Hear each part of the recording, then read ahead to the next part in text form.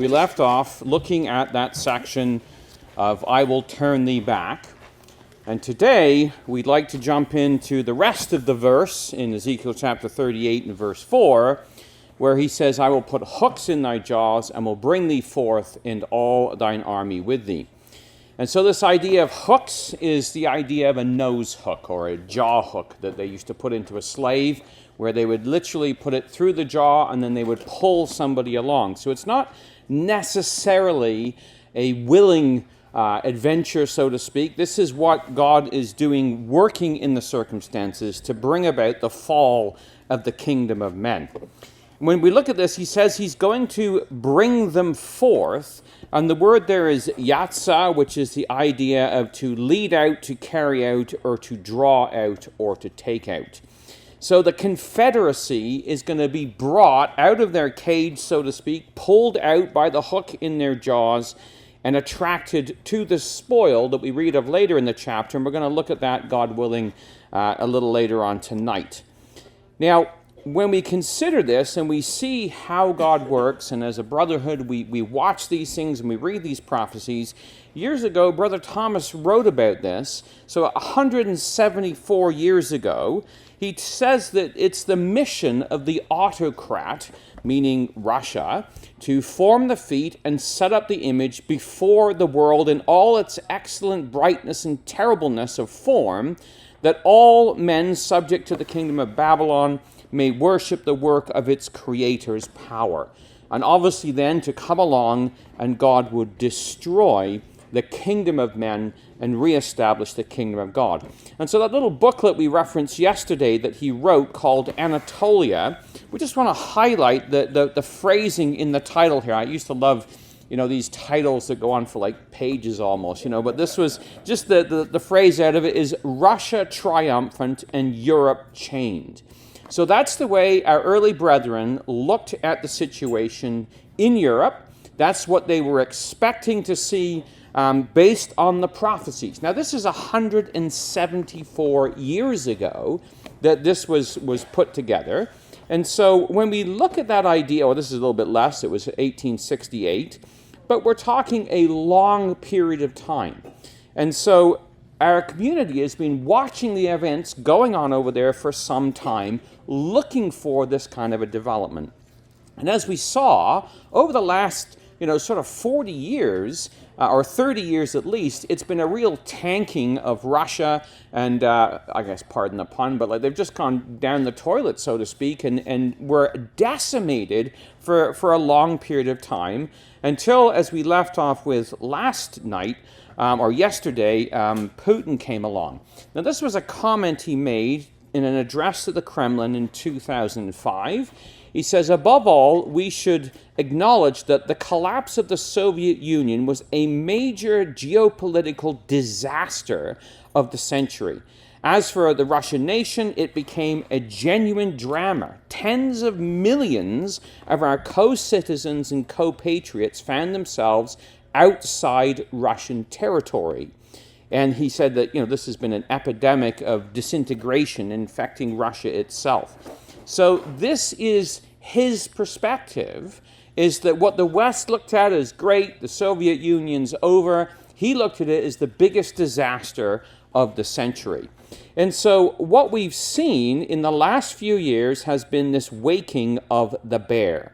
Now, I'd like you to turn, if you would, in your Bibles to Joel chapter 3. We just want to pick up some of the language that's in here when we start considering what we're going to look at this morning. So in Joel chapter 3, notice here a little bit of context, and we'll look at this later on tonight. In those days, and at that time, when I bring again the captivity of Judah and Jerusalem, so that's in verse 2 or verse 1. So that is post 1967, right? So after 1967, Judah and Jerusalem were restored. It's at that point in time that this whole thing's going to take place. Now notice there down in verse 4 to start with, he says, proclaim ye this among the Gentiles, prepare war, wake up the mighty men of war. That is actually verse 9. Let all the men of war draw near, let them come up. And that word prepare is the Hebrew word kadesh, which you may have heard in other forms, which literally means to set apart or to make sacred or to sanctify. And that's something we've got to recognize, is that this war that's going to take place in the future is going to be a holy war. It's going to be a war that is sanctified, is hallowed, and is consecrated. But notice now the next little phrase here where he says, wake up the mighty men, right? And the idea is to stir up, to arouse, to shake to awakeness. So, I mean, I often think of this as my son when he was a teenager. You know, it's time to go to Sunday school, and you've got to get him out of bed. And how on earth are you going to do that? You bang on the door, you yell, and you eventually have to go and literally shake the kid to get him out of bed, right? So this is the type of word that's being used here, is to rouse up, to stir up. And that's what God is going to do with the nations of the world, not just Russia, but all these mighty men of war. Now come back to Ezekiel chapter 38, because we see here this process that's going on is described here, and there's different elements to it.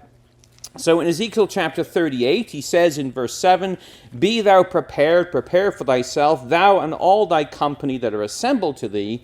And he says, be thou a guard unto them.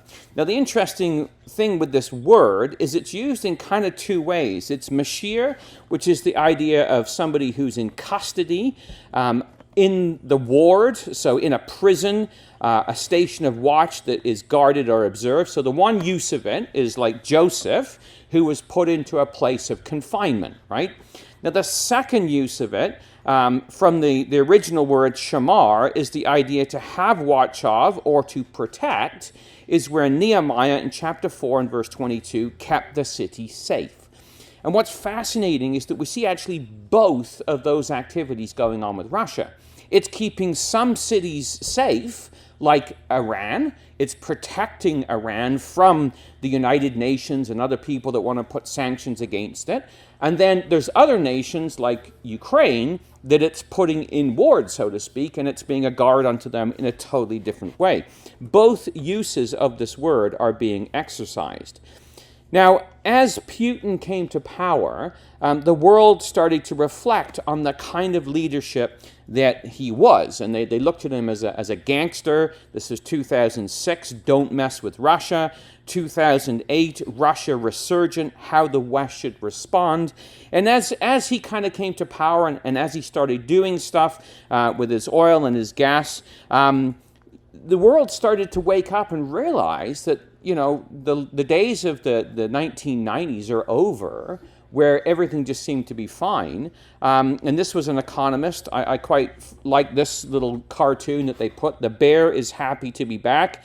And here comes Russia with its nukes back onto the scene. The writer says, or it's Lavrov that they're quoting, Russia has returned to the world as a strong and confident power. And he said pointedly that it's an important factor on the path to restoring the balance in world affairs, moving towards ensuring stability and predictability rather than chaos. And this specifically would affect Europe. So in 2008, you would see Russia, controlling with oil and gas, and as the Economist showed, Europe standing up to Russia like a bowl of jelly, right? Like it's just shivering. Like, what is it actually going to do? And so we started to see these events take place, one of the first of which was Georgia, where we had the Russian bear make a move on Georgia in the same year, 2008. There was the Georgian War, where all of a sudden Russia started to exercise its military muscle. Georgia had been part of the Soviet state. Remember Edward Shevardnadze? He was the secretary to Yeltsin, or the foreign minister. This is where he was from, and he was actually one of the first presidents in Georgia after the dissolution of the Soviet Union. Well, it was part of Russian-controlled areas, and in 2002, the Russian government began making massive distribution of Russian passports to the residents of Abkhazia and South Ossetia, basically passportizing them to say that these are now Russian citizens, and basically laying the future for Russia's claim to these territories. And so in 2005, the government proposed to break away the areas restored to the Georgian state, this Abkhazia and Ossetia. And so Russia, of course, recognized them and moved into the area to protect its citizens. And this was kind of the picture we had, as these two breakaway sections. Russia moves in to protect its citizens, and we begin to hear this narrative, right? We're protecting our citizens. I mean, this goes back to Nicholas I, who wanted to go down into Palestine. It's the same idea. And so this war, President Yushchenko of Ukraine, as Russia went in here, said, we don't like what you're doing. So we're not going to renew your lease in Sevastopol. Because when the Soviet Union broke up, Sevastopol was Russia's warm water port, as we looked at. It's in Ukraine. There was a lease. The lease expired in 2017. And so Yushchenko turned around to Russia and said, we don't like what you're doing in Georgia. We're not going to renew your lease. You're going to have to move your ships elsewhere. To which, of course, Putin kind of said, really? So that's why, in 2014, Russia would move against the Crimea. And so this is just a little bit of background to the USSR's history with the Crimea. It was part of the USSR. Some of the area came from Poland in 1939, during the time when Russia made the agreement with Nazi Germany, and they went in and took a bunch of Poland. Well, this was part of what is today Ukraine. And then Romania also, they took some territory in 1945, and then in 1940 and 1945, Czechoslovakia, and 1948, Romania. But see, at that point, Ukraine in 1954 was part of the Soviet Union. So Russia kind of said, well, you guys are your own entity now. All this area is going to be ruled by the Soviet Republic of Ukraine. Not expecting for the Soviet Union then to all collapse and them to lose their warm water port. So this was the place that has been Russia's warm water port going all the way back to the time of Catherine the Great, and they were not about to let that go when they lost the lease on the bases.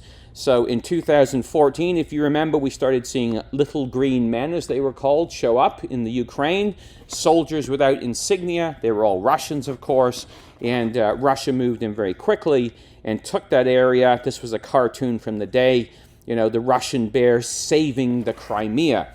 And Putin would go and he would sign the agreement to annex Crimea. They had this referendum and they voted, and so they said, we want to join Russia. So they annexed Crimea, and the whole world kind of stood back and just was in shock over what was taking place.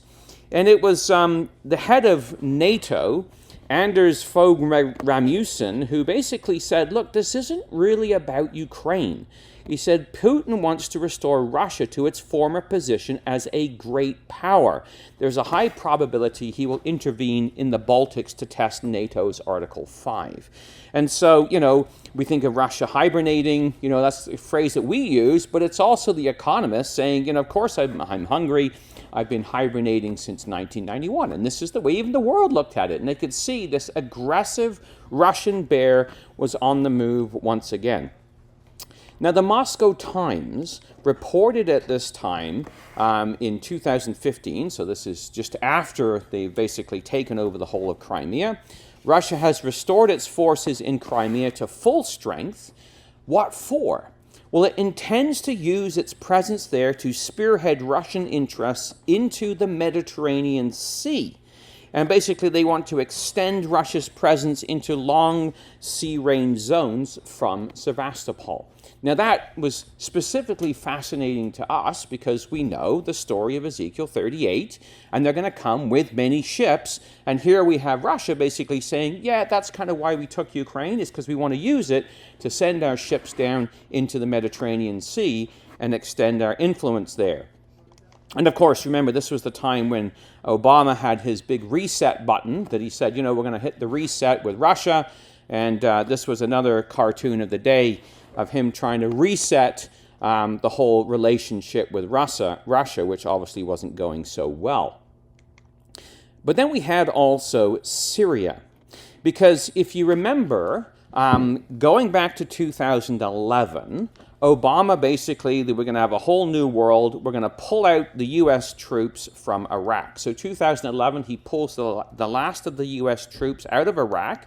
So what was an American-influenced area kind of just became open territory. And by December 2011, they pulled all of their troops out. And of course, by 2014, ISIS had moved in. And we all remember the grisly story of ISIS as it came into this area. These guys are driving actually a Russian tank that they had taken from somewhere. And basically, you had this massive issue that ISIS was now in Syria, and they were also in Iraq. So, Bashar al-Assad of Syria made a phone call to Putin and invited him to come into Syria to protect them from ISIS. And of course, Putin made a big deal about this, is that we were invited, so we came. America's presence here is uninvited. It's illegal. And in theory, it's actually technically correct. You can't just send your troops into another person's country, of course. You might say, well, what about Ukraine? But at the point in time, this was and this is the hypocrisy of the whole thing. So we started to see Russian troops pouring into Syria. And it was, again, an economist. Actually, this was a National Post, I think it was, of the time. September the 16th. Putin's master plan for Syria is basically that the Western and Arab countries which form the present anti-Islamic state coalition should join forces with Assad. And he talks about Iran, Hezbollah, and Russia joining this alliance. And they depicted, of course, the Russian bear in sheep's clothing. So you've got the little dove-faced, sort of tacked onto the front of this bear. And so the Bible talks about two power blocks, king of the north, king of the south, and we start to see the Russian power coming into this area. And again, political cartoonists picked up on this. This was Obama's red line, remember the big story about the red line? And this one says, your red line has transitioned into a Russian landing strip, sir. Because, of course, the Russians went in there with full force because America just really didn't do anything. And so they were there, and these are where their bases are. And this was December 2017, where we read here a base that's been set up in Tartus. We've begun forming a permanent presence there. In fact, the agreement was for a 49-year lease on these bases to have a permanent Russian presence in Syria. And you see them there out on the coast. Tartus is where their port is. So that's over here. And then there's a whole bunch of air bases that run across. Interestingly enough, one of those air bases, Palmyra, was the headquarters of the Seleucid Empire at one point in time. So when we talk about king of the north, king of the south, the Seleucids and the Ptolemies fighting backwards and forwards, some of these areas were pretty important to them back in that day. So they moved into the area of Syria. But then, of course, there was also Afghanistan. Now, Russia had lots of fun in Afghanistan going back to the 70s and the 80s, as we saw about, and they pulled their troops out of there. But as America kind of has been collapsing on the world stage, it's presented great opportunities to countries like Russia. So 2017, we had ISIS in Iraq, and basically there was other countries, Turkmenistan, that shares the Caspian Sea border with Russia. They kind of joined back in with Russia, signed a partnership agreement. The ISIS forces, by the end of 2017, were pretty much done with. So they were pulled out of there. And then the Iraqi parliament subsequently voted to kick all the American troops out of Iraq. Remember, the Iranian general Soleimani, who the U.S. assassinated on Iraqi soil. And so basically, Iraq turned around and became a Russian area. And this was Ben Conable. He's a American military strategist. And basically he said, listen, Russia will move like water into the cracks and crevices left by the partial U.S. withdrawal and by the lack of focused policy. And so that's what we've been seeing, is Russia's, like he says, just coming like water into every crack and crevice and filling out what's been left behind. So when you think about Afghanistan, Osama bin Laden was killed during the reign of Obama. And so he basically said that they're going to pull out of Afghanistan. Trump then reiterated the same thing in February of 2020, set the date of March 1st or May 1st of 2021, and drew the troops down to about 2,500. And then when Biden came into office, he delayed the withdrawal till about August 31st of 2021, basically a year ago. And we all saw the disaster and the debacle that was almost like the fall of Saigon all over again, where America's, in a race to get out of there. And, as that last U.S. soldier leaves, and this is the last U.S. soldier literally leaving Afghanistan on the last transport plane out of there, Russia was busily moving into that vacuum. It's interesting, you don't see it in the Western media, but this is Nikkei Asia, this is Japanese newspaper. Russia looks to fill Afghanistan power vacuum as the U.S. exits, right? So this is, they see it, they report on it. We don't hear a lot about it over here, but they're like sort of just watching this and saying this is what's taking place. So as the Taliban took over in Afghanistan, Russia more or less appointed itself as a mediator in the war-torn country, trying to, again, extend its influence. Putin turned around and said, I think many politicians in the West are starting to come to grips with the reality that it's unacceptable to impose alien standards of political life and conduct on other countries and nations. He said, look, Afghanistan's kind of like us. They're dictatorial. They don't work the way you guys do. So, you're just beginning to realize that. And the hypocrisy in some of these words is almost laughable. But here is Lavrov meeting with the Afghani representatives, meeting with the Taliban, and that's been going on for quite some time. Lots of negotiating. One of the things that was negotiated was all of this American equipment, billions of dollars worth that was left behind, being transferred over to Iran. So here are some of the Humvees, the U.S. convoy of military vehicles being directed towards Tehran after the Taliban handed it over to Iranian authorities. And, it's a major embarrassment to the U.S., played right down, oh, we disabled everything, but then you see the helicopters flying along with the flags and stuff like that. This is a great debacle for the U.S. So there was Afghanistan, basically, that now falls under the hegemony again of Russia. Doesn't mean that they're in there full on with all their soldiers, but they're in that sphere of influence, working with them. The same with Iran, Iraq, Syria.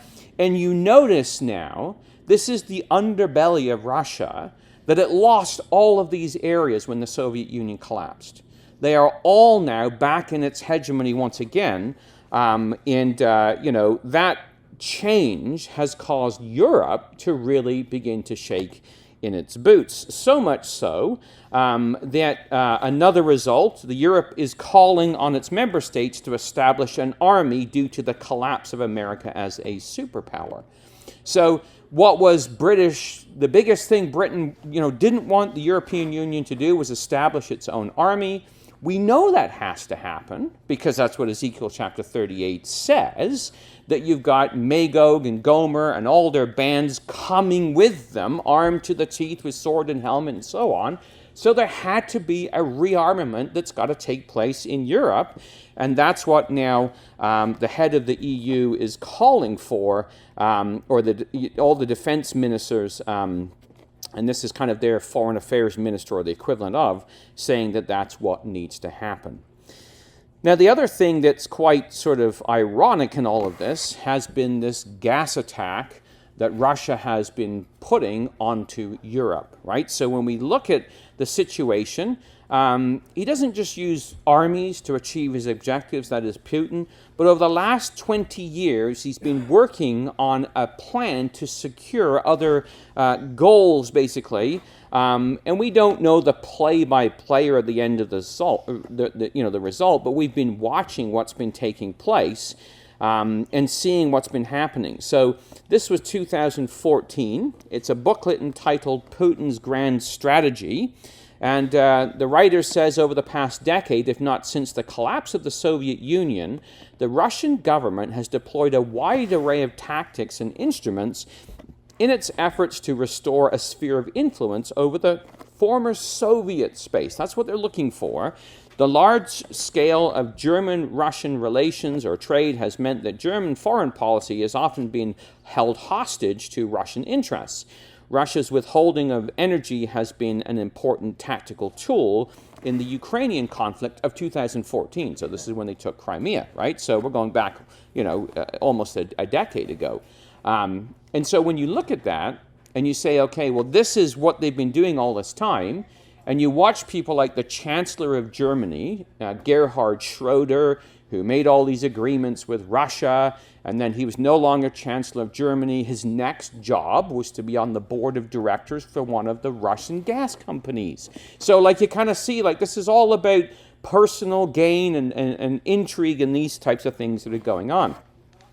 Now, I just want to look at for a moment kind of how this thing has worked. You kind of listen to this stuff, and sometimes you're like, well, what exactly has been going on? Well, in 1967, Russia ran this Brotherhood pipeline into Ukraine. So this is back when Ukraine was part of the Brotherhood, the Brotherhood of Soviet states, and they were able to bring Russian gas into the Ukraine and basically feed their different countries that were in their influence.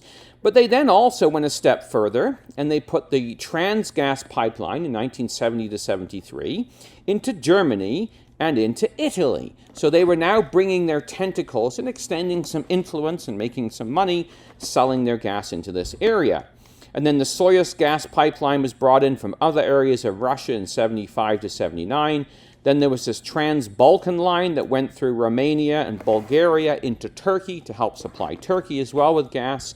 And then there was this Yamal line that also went right the way through Belarus, through Poland to Germany as well in 1992 to 2006. So you can see that Ukraine is kind of the pipeline route. All the pipelines go through the Ukraine.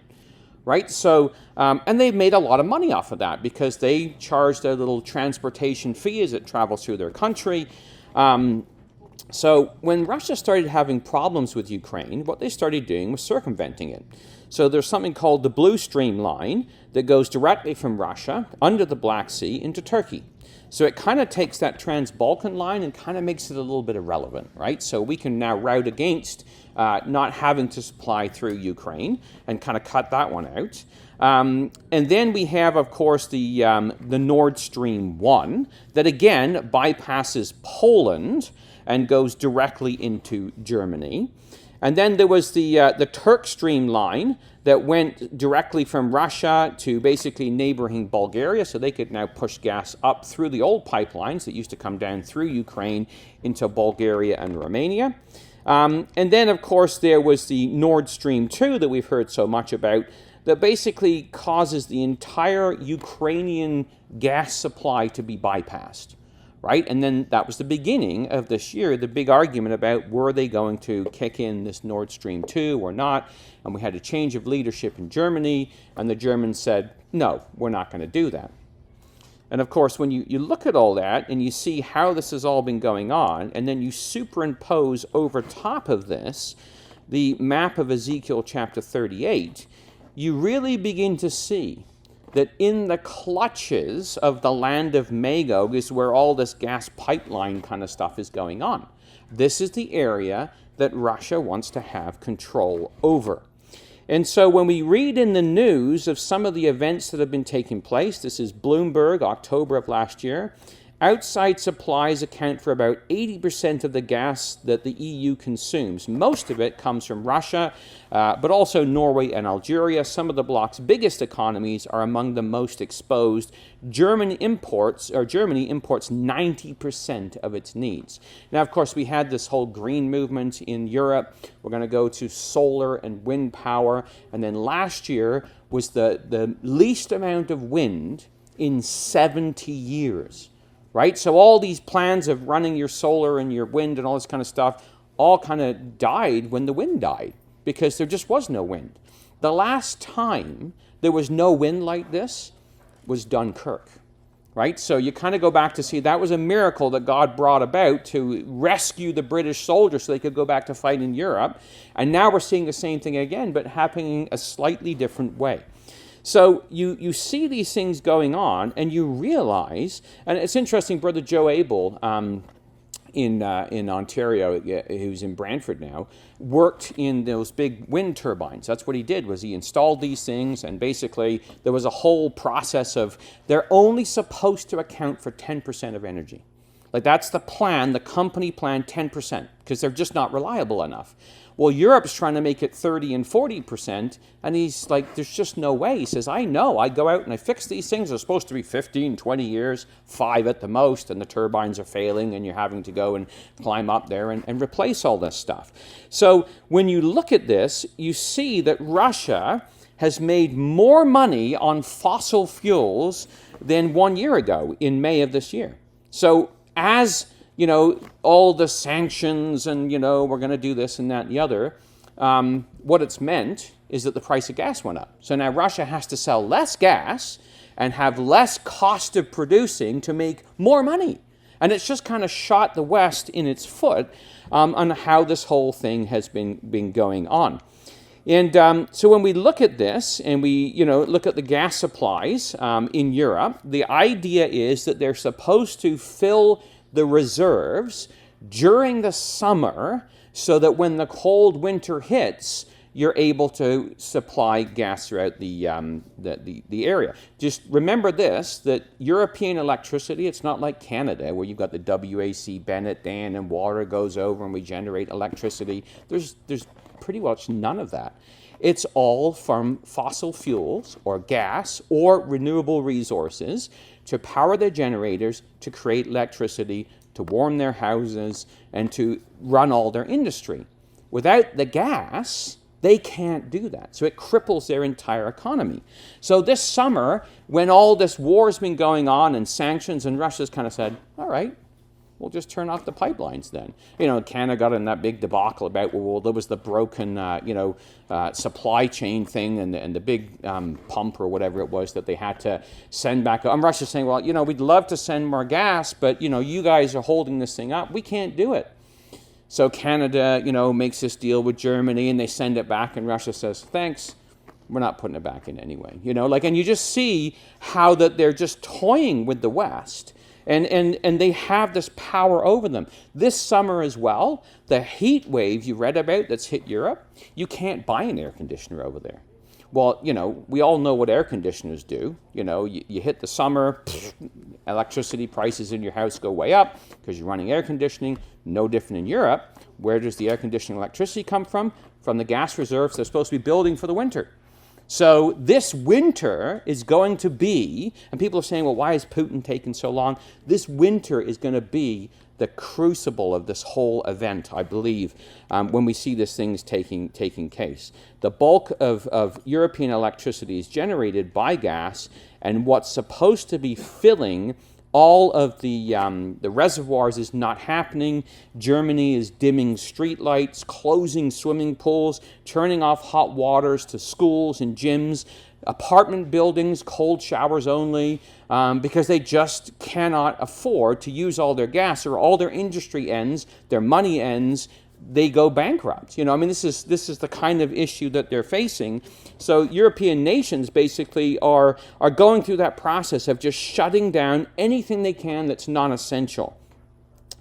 And they're turning back on their coal plants to survive. But these things take years to wind up. You know, you can't just flip the switch back on. Like, they take a long time to go through and get them all back up and running. I mean, we used to, when I was a kid, go to Tumbler Ridge up in, northern BC, and you see the big mining trucks, all the strip mining, and this massive town that was built, 30,000 people, just to mine coal. It's closed now. It's all shut down. Nobody mines any coal there. It's all done. You'd have to restart all this and restart this whole economy up there. And so this is what they're running into, but they're turning back on their coal plants, dirty electricity, because they have no choice. And they shut down all these nuclear plants. Well, you can't just flip the switch and turn one of those back on either. So they're in a real problem. So we look at Ukraine. And I just want to read to you, if you think about the last 20 years, and all what we've been taught, media, school, work, just the general world perspective on everything, is that it's kind of like Neville Chamberlain, peace in our time, right? That's been the big thing. Well, this was Brother Thomas writing many, many years ago in 1867. He said, Europe's leaders are wrong in supposing that the age of conquest is past forever, which is kind of what we've gone through again in the last 20 or 30 years, and that they will succeed in establishing the freedom and independence of Europe, the United European Union. There has never been such an age of conquest as that which will soon be upon the world. And as to the establishment of European freedom and independence, the war to be initiated is the setting in of an overwhelming inundation that will submerge them under one of the most terrible and scorching despotisms that's ever wrung the heart of nations. Now that's written 100+ years ago, saying that, look, all this idea of peace in Europe, and it's all going to be cozy and friendly, and you can go visit here and there and all that stuff, he says, there's coming an age has never been precedented in Europe, because that's what the scriptures talk about. Ezekiel chapter 38, Daniel chapter 11. It's a terrifying thing. And we begin to see with Ukraine, I believe, the beginning of this whole process. I mean, here's Ukraine, things that we thought just were impossible. A civilized nation like this, high in technology and all this kind of stuff, a great place to go visit, just reduced to absolute ashes in such a short period of time. You look at this, and we didn't think it was possible, but, normal life just turned into an absolute inferno. Residential apartment blocks that just have been turned into complete and absolute rubble. This is the situation that's been going on over there. And you just look at it, it's like World War II all over again, where you have this infrastructure that's absolutely destroyed. Normal roads, kind of like around Brantford or Prince George, full of potholes. But then along comes the war, and, these whole things are just wiped out completely. And what we're seeing is Russia begin this inundation. It's beginning this push through the Ukraine. Now, just a little note here, brothers and sisters. Why we are conscientious objectors? We have brothers and sisters in Ukraine, and we have brothers and sisters in Russia. We can't be involved in the world's crises. We absolutely cannot, because we have brothers and sisters in both. So if our brethren in Ukraine, and the conscription age is 16 to 64, and we've got brethren in Russia, and they've just increased the conscription age up to 64 there as well, they're going to end up fighting each other. We can't be involved in this world's wars. So it's just a reminder to us of these types of things. This was Putin, and this little news conference, it was the anniversary of Peter the Great, right? I think it was like his 350th anniversary of his birthday. And Putin went along, and he said this: Peter the Great waged the Great Northern War for 21 years. So this was against the Swedes. It would seem that he was at war with Sweden. He took something from them. But he says he actually didn't take anything from them. He just returned what was Russia's. And this is his mindset. He looks at what's going on in Ukraine as we're just returning what's ours. It's not like we're out there attacking some other nation. No, this is our territory, our land. We are going to take it back. He goes on to say, when Peter founded his new capital, St. Petersburg, not one European country recognized it as Russia. Everybody recognized it as was Sweden. But that's what Peter was doing. He was taking back and he was reinforcing. And so he says, like, yeah, people don't like what we're doing in Ukraine. Who cares? They didn't like what Peter the Great did. And look where he ended up. Massive empire. He did very well for himself. And so he likens himself. He says, apparently it also falls to us then to return what is Russia's and strengthen the country. And basically says, if we proceed on this basis, we're more or less guaranteed success. That's the mindset of Putin. So as you look at what's been going on in Russia, and you know, we've seen this whole thing.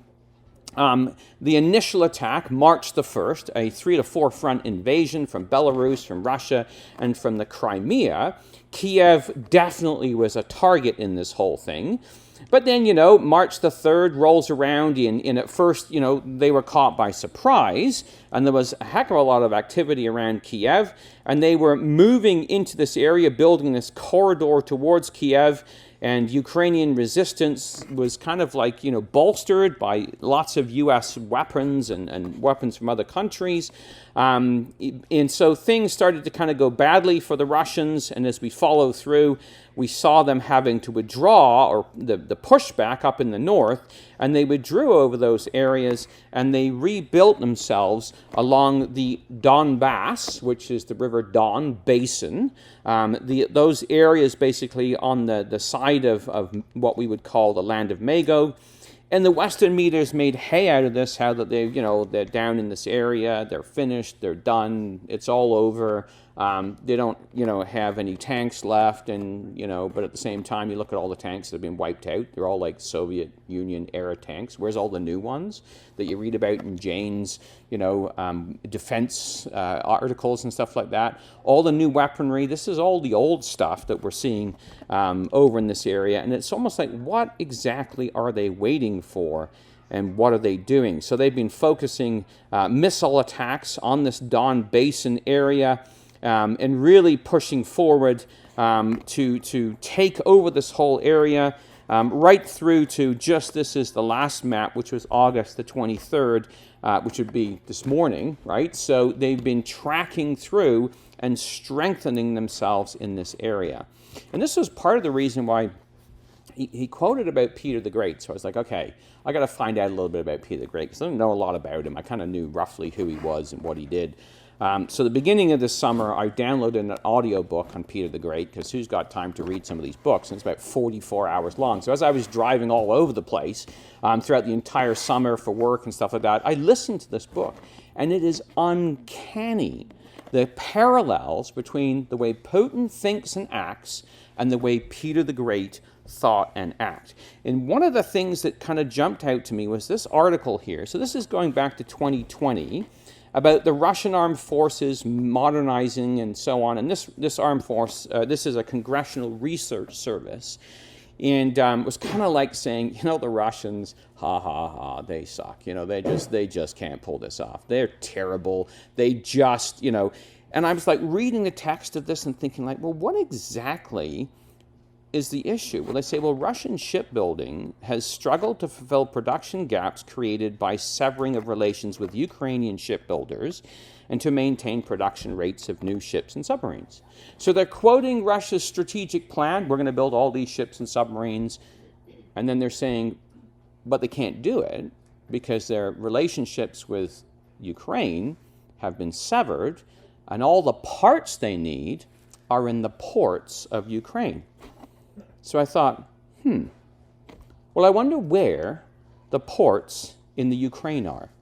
So I went on Wikipedia and said, you know, where are the shipyards in Ukraine? Well, you've heard of Mariupol, right? There's two there where they build, they repair ships, and they also build those massive landing craft that you see the Russians have. There's another one called Feodosia. There's a shipyard there where they build missile corvettes and also landing craft. Here they build those big hovercrafts you've seen, great big Russian hovercrafts that come in, they drop them down, drive their tanks off. Then there's one in Kerch. Well, they took this one back in when they took the Crimea. This is where they build nuclear-powered icebreakers, amphibious assault vehicles, corvettes, and destroyers. And then, of course, Sevastopol, which is where they keep the Black Sea Fleet, which since 1783, Catherine the Great, it's been the home of that fleet, and they repair ships here as well. But then there's this other place called, I can't quite pronounce it, it's got too many ZHs in it, but it's Zaporizhzhia. And this is where they build icebreakers, tankers, cargo ships, container ships. And then there's Kherson. We've read about that recently in the news. They make destroyers, tankers, and different things here. And then there's this Mikhailov, which is where they're currently focused and where they're pushing towards, where missiles started hitting there in July. They build destroyers, battleships, cruisers, submarines, helicopter carriers, aircraft carriers, and cruisers, destroyers, submarines as well. This is all going on in these areas, and also they build engines there for the big submarines. So these are all your part shops in the Ukraine. So when it looks like Russia's not doing so good, and all of a sudden you realize they're being very strategic. This is the whole idea of, as the Bible talks about, with many ships. They're taking all of those areas that has all the technology to supply the rebuilding of their navy, which we read back that Shogoi said, basically, this is so we can extend our influence into the Middle East. So to me, that was fascinating to see. And then, of course, Odessa, which is where they, bring the grain out of, and they recently made the agreement with them, yeah, we'll let you send your grain out, and then the next morning they bombed it, So you can see that this is all of Ukraine's ports where they build the warships. That's what they've been known for. That's the area that Russia is currently concentrating on. So although our Western media portrays it as a disaster, there's a strategy to it. I mean, probably they wanted the whole of Ukraine, but they kind of have sort of been very strategic in how they've gone about this. And although it looks like a bit of a disaster on the surface, you can see kind of what's been going on. Now, I just wanted to bring up this little place. It's called Kaliningrad. So I don't know if you remember, hearing about the Prussian Empire.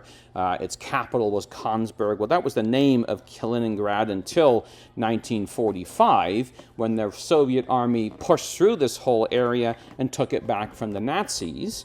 And then at the Potsdam crisis, just after Churchill was deposed and Clement Attlee took over with Trudeau and Stalin, they basically said, the USSR, since they're there anyway, they can have Kaliningrad. And that's where Russia moved all of its Baltic Sea troops to, or its fleet to. So Kaliningrad in Russia sat basically right on the edge of what was the Soviet Union, and then the Warsaw Pact countries began after this. But of course, when the Soviet Union started to collapse and the Warsaw Pact dissipated, and Turkey or Poland and Germany were no longer under their influence, it was now the front line. But then when the Soviet Union fully collapsed and you lost Latvia, Estonia, Lithuania, Ukraine, it was this little piece of land that's kind of out by itself. But that's where their Baltic fleet is stored. That's where it all sits. And so basically, when all the sanctions started out with the Ukraine, and they started talking about Ukraine, well, actually, just interestingly, you can't really see it here, but the European Union, the line now runs all the way along here, and it isolates Russia's Kaliningrad ports from the rest of Russia. And then all these nations in succession started joining NATO. Germany in 1990, Poland 1999, and the Baltic states in 2004. So when Russia talks about being threatened by NATO, you begin to understand why they feel that way. I'm not saying it's right, wrong, or whatever, but we were reading in Samuel just the other week, and it kind of reminded me, when the counsel is given to Absalom, it talks about David and his men are like enraged, like a bear robbed of her cubs in the field. And that's basically how Russia feels about this. So when the war started in Ukraine and sanctions all kicked in, European Union said, we're not going to allow any Russian freight to travel through any of our countries. So Lithuania said, well, I guess that means we're not allowing the trains from Russia to go from Russia through to Kaliningrad. And so Russia was none too happy about this, because this is the train tracks as they run through Belarus, which of course is a Russian ally, and they go right through Lithuania to get to Kaliningrad. And so Russia turned around and said, okay, you're going to sanction us? Well, we have a lot of claims against Lithuania, in particular with regard to the rights of the Russian-speaking population there. We've heard this phrase before. In addition, there is a scenario in which we will have to enter its territory in order to provide a corridor to Kaliningrad. There's going to be a complete redistribution of land around here, and it's not going to be us that started this, it's you guys. And not only that, but in the Duma, the Russian state parliament, they turned around and said, actually, we're going to repeal the independence of Lithuania, because when they voted for independence, it was illegal, the way they went about this. And so this got brought up, and not only Lithuania, but also Latvia, Estonia, Romania, Bulgaria, Albania, Slovakia, Slovenia, Croatia, Montenegro, and Northern Macedonia. So, of course, the European Union choked really quick and lifted its ban on rail transports to Russia, saying, well, we didn't mean rail, we were talking about roads, right? So they kind of quickly, diplomatically redefined what that meant. But Russia basically said, we're just going to invade. And they backed right off. I mean, these are NATO nations, and they backed right off. Interestingly, July 29th, Lithuania says, well, you know, we're going to stop any Russian banks dealing with us, which means you can't pay for your freight. So you can't ship your stuff anyway. So we're still waiting to see Russia's response to that. We're actually already seeing some of it. Russia has deployed the hypersonic missiles to Kaliningrad. So these ones that the Americans don't have the technology to shoot down yet, basically they put them right into this area. And the U.S., if we didn't think it's serious, is bringing its amphibious assault vehicles into Lithuania and also into Estonia. That's August 21st. So you begin to see that it's not just Ukraine. This is now all those Baltic states all along there. And this is what has been going on all the way through this area. And again, this idea of what is Russia, this is the patriarch Kirill. He says, look, this concept of a Russian world, the Russian world is wherever there are Russian speakers. The Russian world is wherever there is a Russian church. We don't acknowledge borders. There are 1 million Russian-speaking Jews, by the way. So when that whole push to the south comes along, what you're seeing going on in Ukraine and over in these places, there is a precedent for this. Now, I just want to end off with a couple of passages about the assembling of the image empire. I want you to turn, if you would, to Habakkuk. This was a passage that I kind of missed for years, up until the spring of this year when we were looking at a couple of things. It's Habakkuk chapter 2, and it's the language here of the aggressor. Right? So he turns around and talks about this aggressor, and he says, he gathereth, in verse 5, unto him all nations, and heapeth to him all people. So this is the same idea of bringing everybody under the hegemony. How does he do this? Shall not these take up a parable against him, a taunting proverb against him, and say, woe unto him that increaseth that which is not his? How long? And to him that ladeth himself with thick clay. Now think to the feet of the image. What are they made out of? Iron and clay. Here we have a nation described as lading thick clay to itself and spoiling many nations. And consequently, God is going to bring judgment upon them. Now, for 174 years, Christadelphian Bible students have been pondering these prophecies, looking for Russia to begin fusing the nations together, the remnants of the Iron Roman Empire, to pull all of this together. But brothers and sisters, what is described to us in Daniel chapter 12, which comes right after Daniel chapter 11, which is kind of an obvious thing, but it's in verse 1. He says, at that time. What time? The time of the invasion of the king of the north and the king of the south, right? At that time, we have the resurrection. Michael standing up, the great prince which stands for the children of his people. And he says there's going to be a time of trouble, such as never was, since there was a nation, even to that same time. That's the time period, brothers and sisters, that we are entering into. A time of trouble such as never was. Since there was a nation. The nation he's referring to here is the nation of Israel. And if it's that way in the Middle East, it's going to be that way all over the planet. So we need each other more now than we ever have done. We're going to see things get ugly, very ugly. I mean, just remember when the Coca-Cola got shut down because we couldn't get, there was those floods and stuff. You couldn't get stuff backwards and forwards, and all of a sudden the run on the grocery stores and all this kind of stuff. Things change very rapidly and over the craziest things. And all of a sudden, our daily lives, untouched, and relatively secure, and there's food in the freezer till the power goes out, as we had over in eastern Canada. Now, the whole eastern seaboard's wiped out, and everybody's got all their food in the freezer. Well, that's great for a day, two, and then it all starts to get really hot and rot. And people are barbecuing like crazy, you know what I mean? But after a few days, it's all gone. That lasted for like a week. And people were just in full-out panic in Toronto and these places like this. It's a time of trouble such as never was. And we read in Isaiah 14 of that latter-day Assyrian who smote people in wrath with a continual stroke. He ruled the nations in anger. He persecuted, and none did hinder him. And in his heart, he said, I will ascend to heaven. I will exalt my throne above the stars. And notice the language here, because this is Daniel 11. This is Thessalonians. He says, I will sit upon the mount of the congregation in the sides of the north. See, Russia's little exploits in Europe, they will go across Europe, but it's not going to stop there. It's going to go down eventually because he's going to want to set himself in the areas of Israel itself. And he will overflow and enter in and destroy many countries. Many countries are going to be overthrown, which means to stumble, to stagger, to totter, to sink, to be brought to ruin and made weak.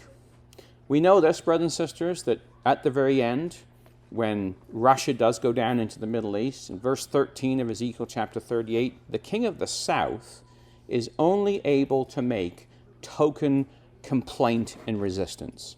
Art thou come to take a spoil? Hast thou gathered thy company to take a prey?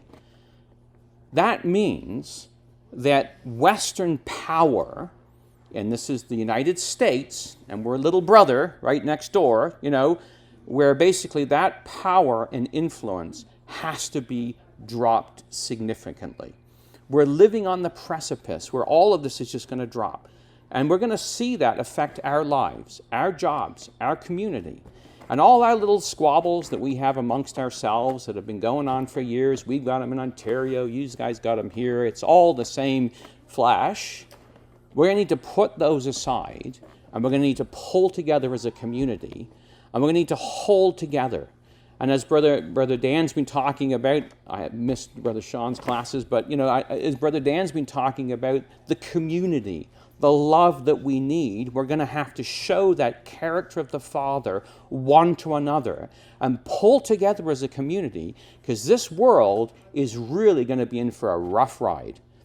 But the Lord knows, like he did with Lot, how to deliver the godly. And our prayer has to be that these days are going to be shortened for the elect's sake, for our children's sake, with the moral plague they're facing all around them and the challenges that they're being faced with, for the economic plague that's going to come upon us. I mean, we've had the COVID plague, and you can sort of see the birth pangs coming. And these things that, when COVID first came along, it was like stop and made everybody think. What am I doing? Reevaluate my life, reevaluate what's important. And then it kind of went on for a while, and then it just kind of became, grumbling in the wilderness for a little bit, And to get ourselves back together as a community, to help one another as we see the last push coming before the Lord Jesus Christ returns.